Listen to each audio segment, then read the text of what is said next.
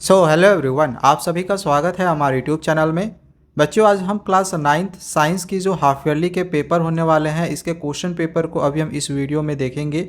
आप किसी भी स्कूल में हो तो आप इस क्वेश्चन पेपर से तैयारी कर सकते हो। ये सीबीएसई का बिल्कुल ऑफिशियल क्वेश्चन पेपर है। तो चलिए वीडियो स्टार्ट करते हैं और एक एक करके सारे क्वेश्चन और आंसर्स को हम यहाँ पर समझते हैं। यहाँ पर सबसे पहला जो सेक्शन ए है, इसमें सारे क्वेश्चंस बायोलॉजी के दिए गए हैं और ये 30 मार्क्स का क्वेश्चन बायोलॉजी से दिया गया है। क्वेश्चन 1 है कि if Golgi apparatus is absent in a cell, अगर किसी सेल में गोल्गी apparatus absent रहे तो the cell will not be able to, तो जो सेल है वो इसमें से क्या फंक्शन नहीं करेगा। ऑप्शन दिया गया है सिंथेसाइज प्रोटीन्स, ऑप्शन बी है modify pack and transport materials, option C है प्रोड्यूस एनर्जी, या फिर option D undergo cell division.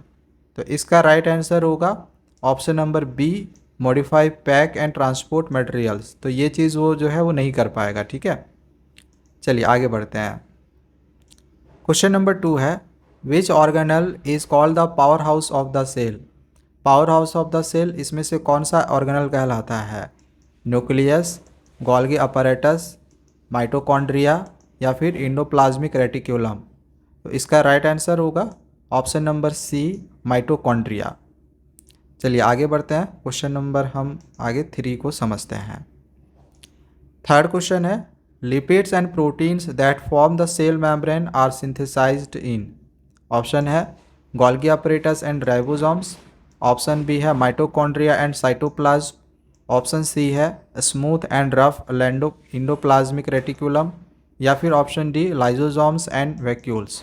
तो इसका राइट आंसर होगा option number C, smooth and rough endoplasmic reticulum. चलिए आगे क्वेश्चन नंबर हम यहाँ पर 4 को देखते हैं। देखो, शुरुआत में जितने भी क्वेश्चन दिए गए हैं ये सब सारे मल्टीपल चॉइस में दिए गए हैं। इसके बाद आगे आपको मैं यहाँ पर दिखाऊंगा ये जो लॉन्ग शॉर्ट में भी क्वेश्चन आगे यहाँ पर दिया गया है। ठीक है, तो पहले हम यहाँ पर जो भी मल्टीपल चॉइस क्वेश्चन है इसको यहाँ पर एक बार हम समझ लेते हैं। ठीक है ना। तो हमने अभी तक क्वेश्चन नंबर 3 को तक समझा था। क्वेश्चन नंबर 4 को यहाँ पे समझते हैं। 4 नंबर है xylem tissue is made up of how many types of elements. ये जो जाइलम टिश्यू है, ये जाइलम टिश्यू कितने प्रकार के एलिमेंट से बना है? 2, 3, 4 या 5। तो इसका जो राइट आंसर होगा ये ऑप्शन नंबर सी होगा 4। और इसके जो चारों एलिमेंट्स हैं उनके नाम है ट्रैकियार्ड्स, वेसल्स, जाइलम फाइबर्स और जाइलम पैरेन्काइमा। ठीक है, आगे समझते हैं। क्वेश्चन नंबर 5 को दिया गया है in an osmosis experiment, osmosis के एक्सपेरिमेंट में when a resin is kept in plain water, अगर रेजिन को किशमिश को प्लेन वाटर में रखा जाए तो इट स्वेल्स ड्यू टू, तो वो स्वेल्स कर जाता है, फूल जाता है। क्यों? क्योंकि इंडोस्मोसिस के कारण, एक्जोस्मोसिस के कारण, डिफ्यूज़न के कारण, या फिर एक्टिव ट्रांसपोर्ट के कारण। तो इसका जो राइट आंसर होगा वो होगा ऑप्शन नंबर ए, इंडोस्मोसिस के कारण। आगे देखते हैं क्वेश्चन नंबर 6 को। 6 है a group of sales having similar structure and performing a specific functions is called. एक ग्रुप ऑफ सेल का एक ग्रुप जो कि सिमिलर स्ट्रक्चर में हो और एक स्पेसिफिक फंक्शन करता हो, क्या कहलाता है? ऑर्गन, टिश्यू, ऑर्गन सिस्टम, या फिर सेल ऑर्गेनल। तो इसका राइट आंसर होगा option number B, tissue. Tissue कहलाता है। आगे क्वेश्चन नंबर 7 है tissue that stores fat in our body. अब बताना है कि इसमें से कौन सा टिश्यू है जो हमारे बॉडी में फैट को स्टोर करता है। तो ऑप्शन दे रखा है कार्टिलेज, ऑप्शन बी है एडिपोज टिश्यू, ऑप्शन सी है लिगामेंट, या फिर ऑप्शन डी होगा बोन। तो इसका राइट आंसर होगा option number B, adipose tissue. ठीक है, याद रखना, एडिपोज टिश्यू हमारे बॉडी में फैट को स्टोर करता है। आगे क्वेश्चन नंबर 8 है role of epidermis in plants. Plants में एपिडर्मिस का क्या रोल है? ऑप्शन ए है provides mechanical strength, option B है prevents water loss and protects from infection, option C है helps in transport of water, या फिर ऑप्शन डी स्टोर्स फूड। तो इसका राइट आंसर होगा option number B, prevents water loss and protects from infections. ये water को loss होने से बचाता है और इन्फेक्शन से भी ये बचाता है एपिडर्मिस। आगे क्वेश्चन नंबर 9 है tissue that transport food in plants. Plants में जो टिश्यू फूड को ट्रांसपोर्ट करवाता है ये क्या कहलाता है? जाइलम, फ्लोएम, कॉलेनकाइमा, या पैरेन्काइमा। तो इसका राइट आंसर होगा ऑप्शन नंबर बी, फ्लोयम। ठीक है, फ्लोयम टिश्यू के थ्रू ये जो फूड है उसकी ट्रांसपोर्टेशन होती है। तो ये बायोलॉजी में फ़िलहाल यहाँ पर 9 MCQs दिए गए हैं। इसके बाद अभी हम केमिस्ट्री और जब फिजिक्स के क्वेश्चंस को देखेंगे तो वहाँ पर भी कुछ MCQ मिलेंगे। टोटल 20 MCQs दिए गए हैं, ठीक है ना, जिसमें से बायोलॉजी में सबसे ज़्यादा MCQs आपके एग्जामिनेशन में पूछा जाएगा। ये CBSE का बिल्कुल नए सैम्पल क्वेश्चन पेपर के अनुसार है, बिल्कुल ऑफिशियल सैम्पल क्वेश्चन पेपर के अनुसार मैं आपको यहाँ पर बता रहा हूँ। ठीक है, और अगर आपको इसका PDF चाहिए तो मेरे टेलीग्राम चैनल को ज्वाइन कर लेना। टेलीग्राम चैनल का लिंक डिस्क्रिप्शन पे दिया हुआ होगा, उसको ज़रूर ज्वाइन कर लेना। उसमें हर तरह की हम इंपॉर्टेंट कंटेंट आपके लिए लाते रहते हैं, स्टडी मटेरियल्स वगैरह उसमें देते रहते हैं PDF के फॉर्मेट में। ठीक है ना, तो टेलीग्राम को जरूर ज्वाइन कर लेना अगर आप क्लास 9th में हो तो। टेलीग्राम का लिंक देख लेना, डिस्क्रिप्शन पे दिया हुआ होगा।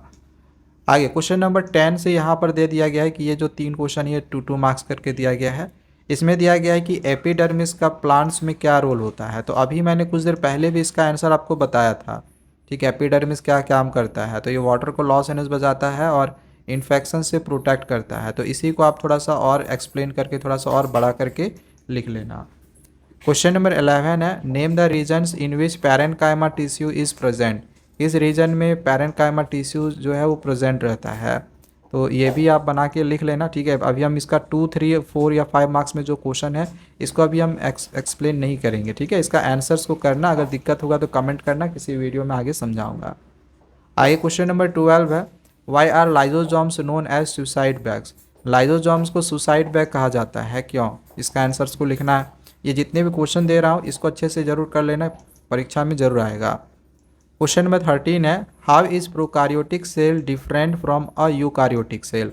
अब प्रोकारियोटिक सेल और यूकारियोटिक सेल में क्या डिफरेंस है वो आपको यहाँ पर लिख लेना है। एटलीस्ट 3 डिफरेंसेस जरूर लिख लेना, क्योंकि ये 3 मार्क्स का क्वेश्चन है। क्वेश्चन नंबर 14 है, draw a level diagram of A neuron. अब न्यूरॉन का जो डायग्राम है वो आपको बना लेना है। ठीक है, उसका नेमिंग वगैरह भी कर लेना। चलो आगे देखते हैं, क्वेश्चन नंबर यहाँ 15 को देखते हैं। 15 नंबर है, नेम द फॉलोइंग। अब इन सब का आपको नाम लिखना है। ये 5 मार्क्स में क्वेश्चन जो है दिया गया है। दिया गया है क्वेश्चन ए में कि tissue that forms the inner lining of our mouth. हमारे माउथ का जो इनर लाइनिंग है इसमें से कौन, मतलब आपको कौन सा टिश्यू फॉर्म करता है वो आपको बताना है। हमारे माउथ का इनर लाइनिंग को कौन सा टिश्यू फॉर्म करता है उसका नाम लिखना है। तो इपिथेलियल टिश्यू फॉर्म करता है। ठीक है, इसका आंसर इपिथेलियल टिश्यू लिख लेना। बी नंबर में दिया गया है, tissue that connects muscle to bone in human. अब ह्यूमन में जो टिश्यू बोन के साथ जो भी कनेक्ट होता है, मसल को बोन के साथ कनेक्ट करता है, मसल को बोन के साथ कनेक्ट करता है, कौन सा टिश्यू? तो इसका आंसर होगा टेंडन। ठीक है, कौन सा टिश्यू है? टेंडन। ठीक है ना, इसका आंसर लिख लेना, टेंडन। क्वेश्चन नंबर सी है, tissue that stores fat in our body. तो इसका आंसर अभी मैंने आपको कुछ देर पहले ही बताया था। जो टिश्यू हमारे बॉडी में फैट को स्टोर करता है वो क्या है? Adipose tissue. तो इसका आंसर हम सिंपली एडिपोज टिश्यू लिखेंगे। क्वेश्चन नंबर आगे डी है, connective tissue with a fluid matrix. कौन सा कनेक्टिव टिश्यू में फ्लूइड मैट्रिक्स रहता है? तो इसका आंसर आप कमेंट करके बताना। ये आपके लिए मैंने एक प्रकार से होमवर्क यहाँ पर आपको दिया हुआ है। क्वेश्चन नंबर ई है, tissue present in the brain. अब ब्रेन में कौन सा टिश्यू प्रेजेंट रहता है? तो ब्रेन में रहता है नर्वस टिश्यू। ठीक है, इसमें रहता है नर्वस टिश्यू। ये भी बहुत आसान क्वेश्चन है, आप बस इसमें कमेंट करके बताना कि इसका आंसर क्या होगा। ठीक है ना, इजी क्वेश्चन है, बट मैं चाहता हूँ इसका आंसर आप खुद से कमेंट करके बताओ। आगे क्वेश्चन नंबर 16 में यहाँ पर एक केस स्टडी बेस्ड क्वेश्चन दिया गया है 4 मार्क्स में, जिसमें सबसे पहले आपको यहाँ पर ये जो कुछ यहाँ पर पैसेज टाइप में दिया गया है इसको पढ़ लेना है। एंड यहाँ पर आपको कुछ क्वेश्चन दिए गए हैं, इसके आंसर्स लिखने हैं। जैसे क्वेश्चन दिया गया है, name the 2 types of cell division mentioned in the passage. तो पैसेज में कौन से 2 सेल डिवीजन की बात की गई है? तो इसमें अगर आप पढ़ोगे तो आपको पता चलेगा कि इसमें एक मिटोसिस और दूसरा मियोसिस की बात की गई है। ठीक है, मिटोसिस और मियोसिस सेल डिवीजन की बात की गई है। तो आंसर मिटोसिस और मियोसिस लिख देंगे। अब मिटोसिस की क्या इंपॉर्टेंस है ऑर्गेनिजम्स के लिए ये आपको लिख लेना है। मियोसिस और मिटोसिस कैसे एक दूसरे से डिफरेंट है, ठीक है, ये आपको लिख लेना है। और एक क्वेश्चन और आपको यहाँ पर और दिख रहा होगा कि why must gametes have half the number of chromosomes. इसका आंसर लिख लेना। ठीक है, तो आई होप यहाँ तक आपको समझ में आया होगा। और इन क्वेश्चंस को करना बिल्कुल भी मत भूलना। ये बायोलॉजी के इंपॉर्टेंट क्वेश्चन थे जो कि आपके सैम्पल ये क्वेश्चन पेपर में जो है वो पूछा गया है। अब आगे यहाँ पर केमिस्ट्री के क्वेश्चंस को देखते हैं। केमिस्ट्री से 25 मार्क्स का क्वेश्चन रहेगा। सेक्शन बी आपका केमिस्ट्री रहने वाला है। इसमें सबसे पहले कुछ एमसीक्यूज क्वेश्चंस को यहाँ पर हम देख लेते हैं। पहला क्वेश्चन दिया गया है, the process in which a solid change directly into a gas. Process जो कि सॉलिड डायरेक्टली गैस में चेंज हो जाता है, सॉलिड जो डायरेक्टली गैस में चेंज हो जाता है, ठीक है ना, सॉलिड से डायरेक्टली गैस में चेंज हो जाता है विदाउट बिकमिंग लिक्विड, बिना लिक्विड बने हुए, ये क्या कहलाता है? इवोपरेशन कहलाता है, कंडेंसेशन कहलाता है, सब्लिमेशन कहलाता है या फिर फ्यूज़न। तो इसका राइट आंसर होगा ऑप्शन नंबर सी, ये सब्लिमेशन कहलाता है। ठीक है, आगे क्वेश्चन नंबर 18 दिया गया है। एक मिनट, हाँ, क्वेश्चन नंबर 18 है, which of the following factors does not affect the rate of evaporation. इसमें से कौन सा फैक्टर रेट इवोपरेशन के रेट को अफेक्ट नहीं करता है? सरफेस एरिया, टेम्परेचर, ह्यूमिडिटी या फिर सॉलिड का डेंसिटी। तो इसका राइट आंसर होगा ऑप्शन नंबर डी, सॉलिड की डेंसिटी। बाकी ये तीनों अफेक्ट करता है रेट ऑफ इवोपरेशन को। चलिए आगे बढ़ते हैं, क्वेश्चन नंबर 19 को यहाँ पर समझते हैं। 19 है, latent heat of vaporisation is the heat energy required to. Option क्या होगा? Convert 1 kg solid into liquid. Option B है convert 1 kg liquid into gas at its boiling point. Option C है convert 1 kg gas into liquid, या फिर convert 1 kg solid directly into gas. तो इसका right answer होगा option number B, convert 1 kg liquid, 1 kg liquid को gas में convert कर देना बॉइलिंग पॉइंट पर। इसी को बोला जाता है लेटेंट हीट ऑफ वेपोराइजेशन। ठीक है, चलो आगे बढ़ते हैं, क्वेश्चन नंबर 20 को देखते हैं। 20 है, which of the following statements is true about colloids. Colloids को लेकर बताना है कि कौन सा स्टेटमेंट इसमें से सही है। कोलॉइड्स के लिए इसमें से कौन सा स्टेटमेंट सही है? ऑप्शन बी ए है, particles are visible to the naked eyes. तो ये तो होगा नहीं, पार्टिकल्स को हम नेकेड आई से नहीं देख सकते हैं। ऑप्शन बी है, particles are too small to be seen but can scatter light. Option C है, particles settle down on standing, या फिर option D, colloids are always homogeneous. तो इसका राइट आंसर होगा option number B, particles are too small to be seen. Particles बहुत small होते, बहुत छोटे हैं कि उसको हम देख सके, लेकिन वो लाइट में स्कैटर करते हैं। बट मतलब जब लाइट में स्कैटर करते हैं वो चीज़ हमें दिखाई देती है। क्वेश्चन नंबर 21 है, the particles in a colloid are called. अब कोलॉइड में जो पार्टिकल्स होते हैं ये कहलाते हैं, क्या कहलाते हैं? सॉल्वेंट, सॉल्यूट, डिस्पर्स्ड फेज या फिर सस्पेंशन। तो इसका राइट आंसर होगा option number C, dispersed phase कहलाते हैं। क्वेश्चन नंबर 22 है, concentration of a solution is defined as. Concentration of a solution, solution का जो कॉन्सेंट्रेशन है वो डिफाइंड करता है, मतलब इसका डिफिनीशन क्या है? Amount of solvent per unit volume, amount of solute per unit volume और mass of a solution. Option C है टोटल वॉल्यूम ऑफ सॉल्यूशन, या फिर option D, amount of water present. तो इसका राइट आंसर होगा option number B, amount of solute per unit volume और by और mass of solution, that is concentration of solution. आगे question number 23 है, which of the following will show Tyndall effect. इसमें से किसमें टिंडल इफेक्ट शो होता है? Salt solution में होता है, मिल्क में होता है, कॉपर सल्फेट सॉल्यूशन में होता है, फिर स्टार सॉल्यूशन में होता है। तो इसका राइट आंसर होगा ऑप्शन नंबर बी, मिल्क में होता है। ठीक है, चलिए आगे यहाँ पर अब हम 2 मार्क्स में या 3 या 4 मार्क्स में जो भी क्वेश्चन है इसको देखेंगे। शॉर्ट लॉन्ग क्वेश्चन आंसर्स में मल्टीपल चॉइस क्वेश्चन केमिस्ट्री से नहीं है। अब आगे फिजिक्स से भी मल्टीपल चॉइस क्वेश्चन आपको मिलेंगे, ठीक है ना। तो फिजिक्स में आगे बढ़ने से पहले इसके 2, 3 और 4 मार्क्स वाले क्वेश्चन को देख लेते हैं। तो यहाँ पर क्वेश्चन दिया गया है, convert the following temperature to Celsius scale. अब ये कैल्विन में दे रखा है, इसको आपको सेल्सियस स्केल में कन्वर्ट कर लेना है। क्वेश्चन नंबर 25 है, right any 2 differences between mixture and compound. अब मिक्सचर और कंपाउंड में कोई भी 2 डिफरेंसेस लिख लेना। ऐसे तो बुक में 4-5 दिया हुआ है, कोई सा भी 2 लिख लेना। क्वेश्चन नंबर 26 है, how does the water kept in an earthen pot become cool during summer.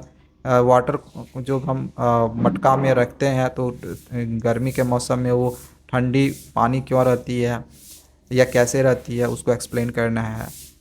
List the points of differences between homogeneous and heterogeneous mixture. अब आपको यहाँ पर होमोजेनियस और हेट्रोजेनियस मिक्सचर के बीच में डिफरेंसेस लिखना है। ध्यान रखना, कम से कम 3 डिफरेंसेस लिखना। जितने नंबर का क्वेश्चन रहता है उतने तो हमें लिखने ही होते हैं। हालांकि 4, 5, 6 भी लिखोगे तो कोई दिक्कत नहीं है, लेकिन एट लिस्ट 3 जरूर लिखना। इसके बाद 4 मार्क्स में यहाँ पर एक क्वेश्चन दिया गया है, गिव रीजन। आपको कारण बताना है कि क्यों a gas fills completely the vessels in which it is kept. और बी नंबर है, a gas exerts pressure on the walls of the container. तो ये दो क्वेश्चन का जो कारण है वो लिख लेना, ये भी इंपॉर्टेंट है, परीक्षा में क्वेश्चन आएगा। क्वेश्चन नंबर 29, ये 5 मार्क्स में यहाँ पर क्वेश्चन दिया गया है, explain the difference between unsaturated and saturated solution. सबसे पहले तो ये अनसेचुरेटेड और सेचुरेटेड सॉल्यूशन में जो डिफरेंसेस होता है वो लिख लेना है, उसको एक्सप्लेन करना है। फिर दिया गया कि how does temperature affect the solubility of solutes. अब सॉल्यूट्स के सॉल्युबिलिटी को कैसे जो टेम्परेचर है ये अफेक्ट करता है, ये आपको लिख लेना है। और फिर इसके एग्जांपल्स भी लिखने हैं। एंड यहाँ पर ये जो दो क्वेश्चन दिया गया है कि कॉन्सेंट्रेशन ऑफ इस सॉल्यूशन, इसको डिफाइन करो, इसका डिफिनीशन लिखना है। एंड इसका न्यूमेरिकल भी एक यहाँ पर दिया गया है, ये आपको यहाँ पर बनाना है। तो ये 5 मार्क्स में क्वेश्चन है, इसलिए थोड़ा सा आपको बड़ा टाइप में दिख रहा होगा। तो केमिस्ट्री के यहाँ पर सारे क्वेश्चन कंप्लीट हो चुके हैं। आगे अब हम यहाँ पर फिजिक्स के क्वेश्चन को देख लेते हैं, जो कि सेक्शन सी रहेगा फिजिक्स से 25 मार्क्स का क्वेश्चन। इसमें भी कुछ मल्टीपल चॉइस में रहेगा, हालांकि फिजिक्स में सबसे कम मल्टीपल चॉइस क्वेश्चन रहेंगे, बायोलॉजी में ज़्यादा रहेगा। इसमें तो क्वेश्चन में 30 है, when stone tied to a thread is releasing while moving in a circular path. अगर हम रस्सी से स्टोन को बांध ले, पत्थर को बांध ले और उसको हम एक सर्कुलर पाथ में मूव करें, तो इट मूव्स इन, तो वो मूव करेगा किसमें, द सेम सर्कुलर पाथ में, एक straight line tangential to the circle at the point of release में, रैंडम डायरेक्शन में, या फिर toward the centre of the circle में। तो इसका राइट आंसर होगा option number B, a straight line tangential to the circle at the point of release. आगे बढ़ते हैं, क्वेश्चन नंबर 31 को देखते हैं। 31 है, force always opposes motion due to. Force हमेशा मोशन को अपोज करता है, क्यों, कारण क्या है, ग्रेविटी के कारण, फ्रिक्शन के कारण, इनर्शिया के कारण, या फिर एक्सेलरेशन के कारण। तो इसका राइट आंसर होगा ऑप्शन नंबर बी, फ्रिक्शन के कारण। चलो आगे बढ़ते हैं। आगे अब नेक्स्ट यहाँ पर क्वेश्चन नंबर 32 है। एक मिनट, क्वेश्चन नंबर 32 है, what is the momentum of an object of mass M moving with a velocity V. आपको यहाँ पर मोमेंटम क्या होगा, मोमेंटम अगर मास एम दिया हुआ हो और वेलोसिटी भी दिया हो तो इसका मोमेंटम क्या होगा। तो ऑप्शन दे रखा है mv², एम बी का whole square, mv², half mv², या फिर mv। तो आपने मोमेंटम का क्या फॉर्मूला पढ़ा होगा, p = mv पढ़ा होगा, ठीक है। तो इसका जो सही आंसर होगा ऑप्शन नंबर डी होगा, mv। नेक्स्ट अब आगे क्वेश्चन नंबर 33 है, when a gun is fired, जब गन से फायर करा जाता है, तो the recoil of the gun occurs, तो गन की रिकॉइल होती है, इसका कारण क्या है। Option A, bullet moves forward, bullet आगे जाता है, इसके लिए equal and opposite force acts on the gun, gun has less mass than bullet, या फिर air resistance pushes the gun. तो इसका राइट आंसर होगा option number B, equal and opposite force लगता है गन में, इसी वजह से ऐसा होता है। चलो अब आगे यहाँ पर जो लॉन्ग टाइप में क्वेश्चंस है इसको देख लो। इसमें आपको बहुत सारे न्यूमेरिकल क्वेश्चंस भी मिलेंगे, जैसे यहाँ पर आपको मोमेंटम फाइंड करने के लिए बोला गया है, ठीक है, एक न्यूमेरिकल क्वेश्चन दिया गया है। फिर इस क्वेश्चन में भी यहाँ पर देख लेना, इसमें मैग्नीट्यूड निकालने बोला है डिस्प्लेसमेंट का, ठीक है। इन क्वेश्चंस को बना लेना, ये परीक्षा में ज़रूर आएंगे, आपके एग्जामिनेशंस में आने के हाई चांसेस हैं, क्योंकि जब सीबीएसई अगर कोई चीज़ ऑफिशियली आपको देती है तो ऑब्वियस ये बात है कि वो परीक्षा में ज़रूर आता है। इसमें फिर आपको स्पीड यहाँ पर निकालने के लिए बोला है, तो इसको ज़रूर कर लेना। फिर न्यूटन का सेकेंड लॉ ऑफ मोशन को एक्सप्लेन करना है, पूरा जो ड्राइवेशन है उसको कर लेना, क्योंकि ये जो 3 मार्क्स में क्वेश्चन पूछा गया है, न्यूटन का एक मैथमेटिकल एक्सप्रेशन होगा, उसको पूरा फाइंड कर लेना सेकेंड लॉ लिख के। इसके बाद यहाँ पर ये एक फिगर यहाँ पर आपको दिखाई दे रहा होगा, इसको क्या करना है, इसमें यहाँ पर कुछ क्वेश्चन दिए होंगे, 4 क्वेश्चन, इसके आंसर्स को आपको लिख लेना है। एंड लास्टली क्वेश्चन नंबर 39 में यहाँ पर एक क्वेश्चन दिया गया है जिसमें आपको टोटल मोमेंटम निकालना है और वेलोसिटी फाइंड आउट करना है। तो इतने सारे क्वेश्चन जो है वो यहाँ पर दिए गए हैं, बाकी खैर इसका आंसर भी यहाँ पर है। तो इसका फिलहाल अगर आपको PDF अगर चाहिए होगा तो कमेंट करके बताना, मैं इसका PDF जो है अपने टेलीग्राम चैनल पे आपको शेयर कर दूंगा। मेरे टेलीग्राम चैनल का लिंक डिस्क्रिप्शन पे दिया हुआ है, उसको ज्वाइन जरूर कर लेना। अगर ज्वाइन नहीं करोगे तो फिर PDF आपको नहीं मिलेगी, क्योंकि PDF दूंगा 1-2 दिन के बाद आपको वहाँ पर डाल दूंगा, फिलहाल अभी वहाँ पर नहीं होगा PDF, ठीक है। जैसे ही आप सब ज्वाइन कर लेते हो और अच्छी रिस्पांस मिल जाती है, तो पीडीएफ भी जल्दी शेयर कर दो, ठीक है। तो चलो आज के लिए इतना ही, बाकी मिलते हैं अगली वीडियोज़ में। मैथमेटिक्स के भी इसी तरह से क्वेश्चन पेपर आगे आप लोग को बताने वाला हूँ, या सोशल साइंस या फिर अदर सब्जेक्ट का भी बताऊँगा। पहले किसका चाहिए होगा तो कमेंट करके बता सकते हो। Thank you, bye bye.